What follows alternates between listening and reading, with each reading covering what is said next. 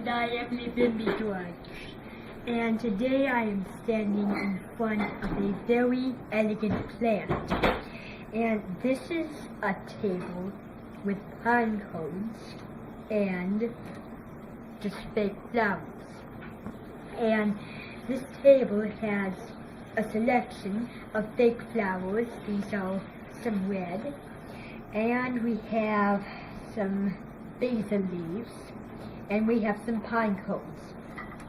So this is a big success to put on a grocery label, on a very big label, because this plate was awarded in 1779 in the elusive Republic, and it has many things to appreciate because these flowers are from a maple Mediterranean.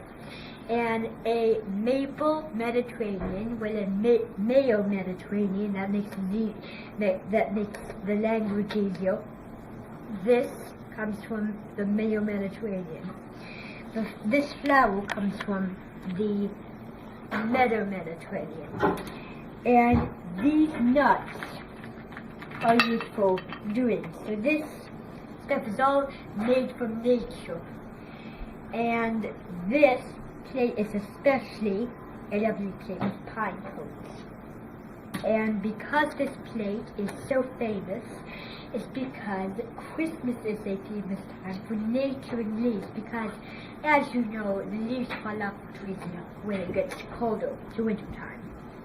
But in one town called Barolo, it is not the same, because in Italy it is different, because in the summer, in the winter, in the fall, the trees shine beautifully.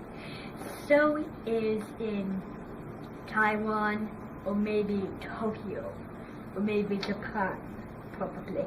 And these come from nature. Of course, I was telling you about that. I mentioned to you earlier.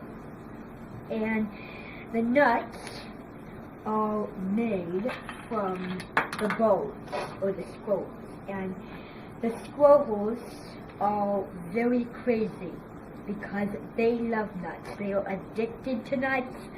So how can you make nuts very unusual? Well, all you can do is you can put this in a hidden place with all your other ingredients, or you could just take out the nuts and throw them away if you like them, and put the nuts in a separate container, and leave the shells behind.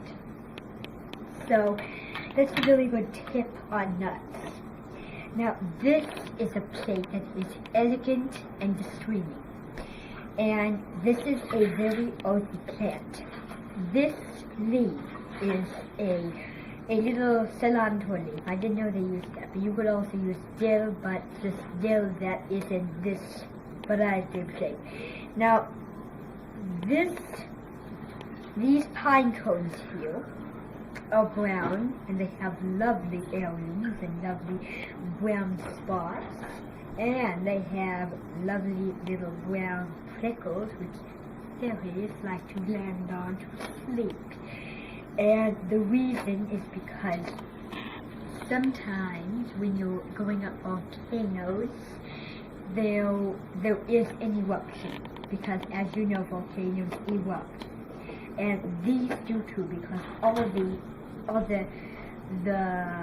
thing, or the liquid, or the syrup, or the poison oak, ivy, anything that is harmless comes out, and it gives you a bite or a thistle on your finger, and you don't want that. And this plant has a very impeccable bee, and the bee is looking right at everybody and saying, I know what to do. But you want to avoid that, so all you can need to do is you can put a coffee lid to make the bee never go away.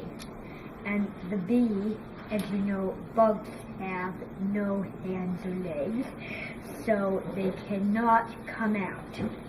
So all you do to avoid that is you flick it down. Now, I wouldn't break the pine cone. This is a very delicate work of art. Put it down and be careful really slow. So you put it down for a long time to try to kill the bee. And the bee can't get out to not be killed. And the bee wishes right now, when I'm killing him, he has hands and legs, but bees don't. I killed the bee. That's disgusting, even though I killed it. And you can do the same, because this is a pine cone that has a bee, a magical bee, and the bee has very sharp claws, very sharp legs, and very sharp pincers on the legs, which will kill your hands, and very sharp eyes, and very sharp teeth, especially for a lizard or a very sharp sea animal, would be even more dangerous. So I'm gonna show you how to do that one more time so you get it. All you do is you put a coffee lid, like I did, and I throw the other beaten out into my little compost, and all I need to do is I need to push this down and then kill the bee. So sit down for twice as much to make it kill. Okay, and the bee cannot come out unless you put the bee very close to your arms. And I have mine, but I'm kidding it. Is it killed? Not quite. Alright, is it killed? Yeah, it's killed. So, that is a very good tip for them, but this is something different. This is called Old Monterey, and it has a very this is for the poison oak and poison ivy. You don't want that. And this has another bee, two baby bees, and the mother is having a bee. And the baby does not know how to communicate, so it can suck your blood, like sea animals. And then all you do is poison oak is going to hold the bee, and it's going to make the bee growl and foul, but you can't hear much. So this is poison oak. Now I wouldn't rub this on your face or your eyes, because then it'll get puffed up and you will never see anything again. So, there. Manovita! So there we go. Killed two of the bees. And if you want, you can take that coffee lid and do the same thing. There. See no bee alive. And that's a very good technique. Now this is not harmful. This is an edible product, but the only thing that's harmful is the main fruit. Now some of these have white stuff on it. You see little white specks. Poison ivy. Yuck. And to get that off, I take a clean piece of paper, just anything, and then put it around the plant to take all the little poison off. It doesn't have to be, so hold it there for 5 seconds. And your plant is going to be wrinkled after you do it, but you can straighten it out or get another plant pretty soon after you do that. So, you take it off, and see, poison ivy is on there right now. So it's itch if you feed it. And there you go. See, no poison ivy. And I'll show you the same thing again. So on the bottom is where the poison ivy lands. It goes up to here. And all you want to do is you want to take that whole leaf, hold it with one hand, and put the whole leaf around the other. So take it, and do left, right hand,